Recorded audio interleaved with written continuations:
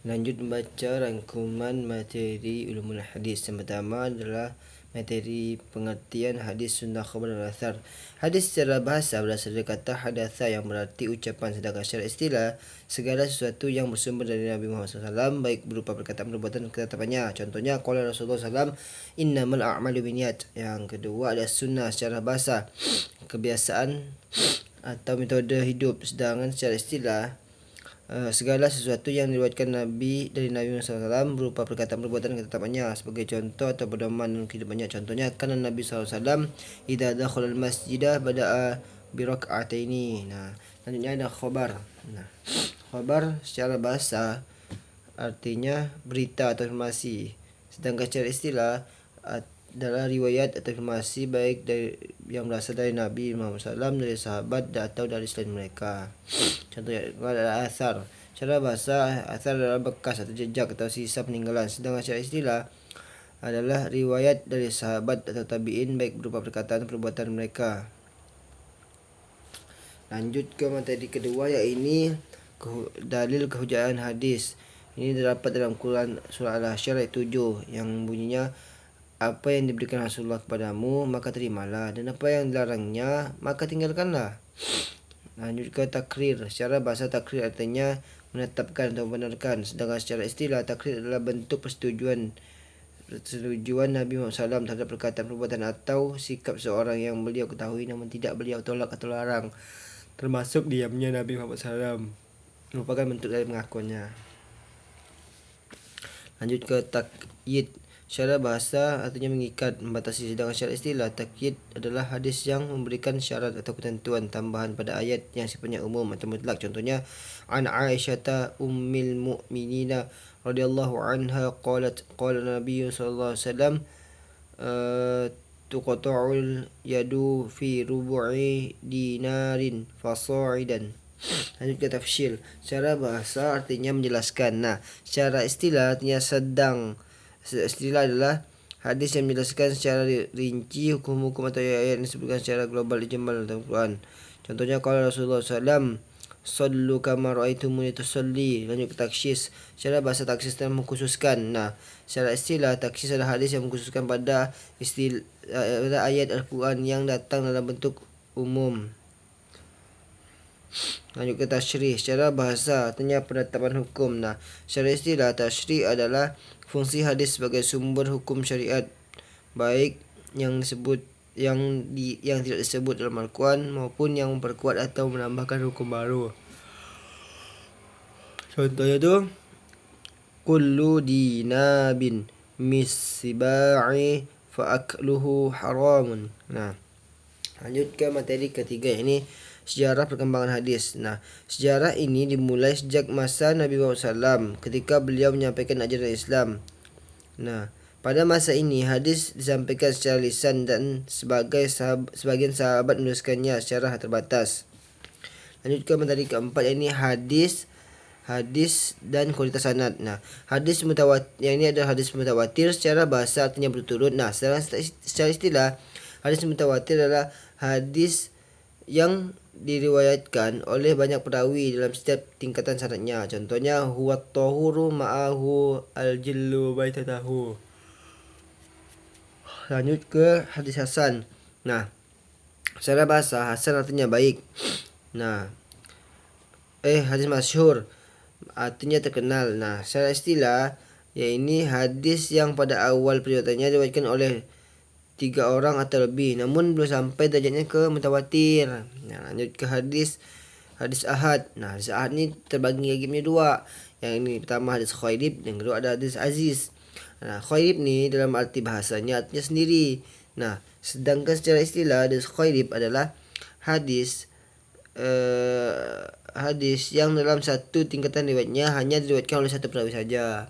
Lanjut ke hadis aziz. Hadis aziz artinya kuat. Nah, secara istilah hadis aziz adalah hadis yang pada setiap tingkatan sanadnya diriwayatkan oleh minimal 2 perawi dan tidak sampai mutawatir. Lanjut ke materi ke-5, hadis secara kualitas sanad. Nah, hadis sahih Secara bahasa sihat, benar. Secara istilah, hadis yang memenuhi 5 syarat, yakni sanadnya bersambung, perawinya adil, dhabit, tidak ada ilat, dan tidak ada syadz. Lanjut ada hadis hasan. Secara bahasa artinya baik, bagus. Nah, secara istilah, hadis hasan adalah hadis yang sama dengan hadis sahih, namun tingkatnya dhabit, tidak di bawah sahih. Contohnya,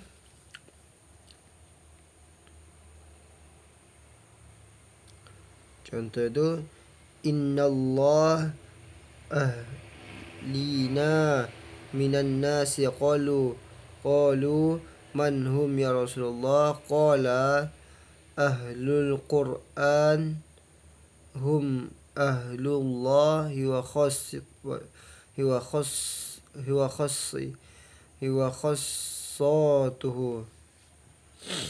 Lanjut ke hadis doif. Nah, secara bahasa doif artinya lemah. Nah, secara istilah doif adalah hadis yang tidak memiliki syarat yang sama dengan hadis sahih dan hasan.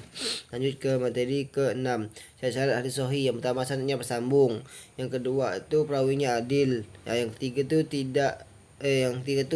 perawinya harus dhabit. Yang keempat tidak ada ilat. Yang kelima tidak ada syadz. Lanjut ke materi ke-7, tahammul wal ada'. Tahammul berasal dari akar kata hamala yang berarti memikul. Nah, secara istilah, tahammul adalah proses penerimaan hadis oleh seorang murid dari gurunya.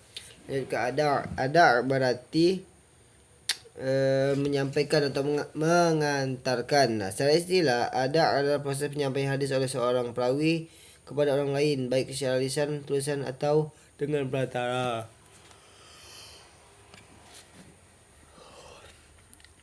Lanjut ke hadis maudhu'. Secara bahasa, hadis maudhu' ini diambil dari kata wadha'a yadha'u, yang tidak meletakkan. Nah, secara istilah, hadis maudhu' adalah hadis palsu yang disebutkan kepada Nabi, padahal Nabi tidak pernah mengucapkannya, baik dalam keadaan sengaja atau dalam keadaan bohong. Lanjut ke rijal hadis. Kata rijalul diambil dari kata rojul, yang artinya lelaki atau anak. Nah, al-hadis kita ketahui adalah ketetapan perbuatan atau segala sesuatu yang oleh Nabi.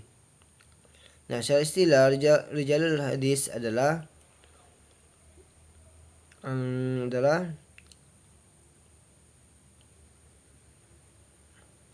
ilmu yang membahas tentang para perawi hadis. Contohnya, idza mata ibnul adam in qata'a amaluhu illa min thalathin, sadaqatin jariyatin aw ilmin yunfa'uhu bih aw waladin salihin yad'u lahu.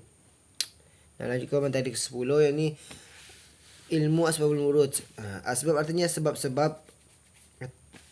Nah, sedangkan wurud artinya datang atau sampai. Nah, secara istilah, asbabul wurud adalah ilmu yang membahas sebab latar belakang antara peristiwa yang tertentu yang menjadi alasan Nabi Muhammad SAW mengucapkan suatu hadis. Contohnya,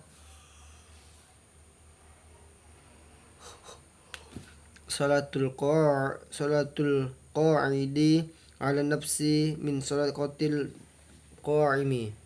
Lanjut ke materi ke-11, ilmu takhrij hadis. Nah, secara bahasa, takhrij berasal dari kata kerja kharaja yang berarti mengeluarkan. Secara istilah, takhrij hadis adalah proses ilmiah untuk menelusuri sumber alam suatu hadis.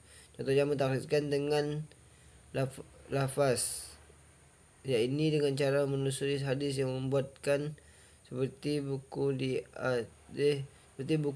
di kitab Al-Mu'jam Al-Mufafras lil alfaz